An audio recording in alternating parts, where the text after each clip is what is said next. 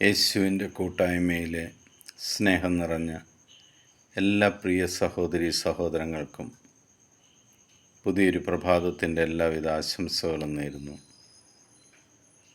അതിരാവിലെ തന്നെ ദൈവത്തോട് ചേർന്ന് നിന്ന് ദൈവവചനം കണ്ടുകൊണ്ടും വായിച്ചുകൊണ്ടും കേട്ടുകൊണ്ടും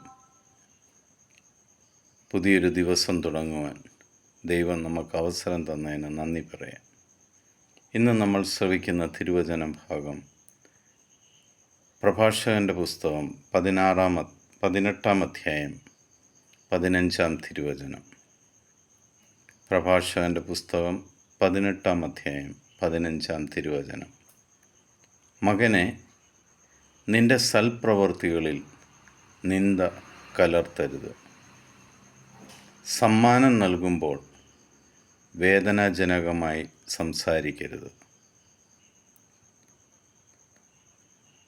കർത്താവ് നമ്മളോട് ആവശ്യപ്പെടുകയാണ്, നീ ഒരാളെ സഹായിക്കുമ്പോൾ അതിൽ ആ വ്യക്തിയെ നിന്ദിച്ചുകൊണ്ട് നീ അത് ചെയ്യാൻ ശ്രമിക്കരുത്. ഒരാൾക്കൊരു സമ്മാനം കൊടുക്കുവാൻ നീ ആഗ്രഹിക്കുമ്പോൾ അത് വേദനയുണ്ടാക്കുന്ന രീതിയിൽ കൊടുക്കുവാൻ ശ്രമിക്കരുത്. ഏത് കാര്യം ചെയ്യുമ്പോഴും വിവേകത്തോടുകൂടി എന്തും ചെയ്യുവാൻ ദൈവം ആഗ്രഹിക്കുന്നു.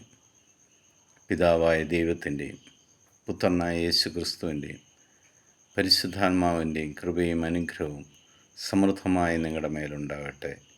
ഈശോ മിശിഹായ്ക്ക് സ്തുതിയായിരിക്കട്ടെ.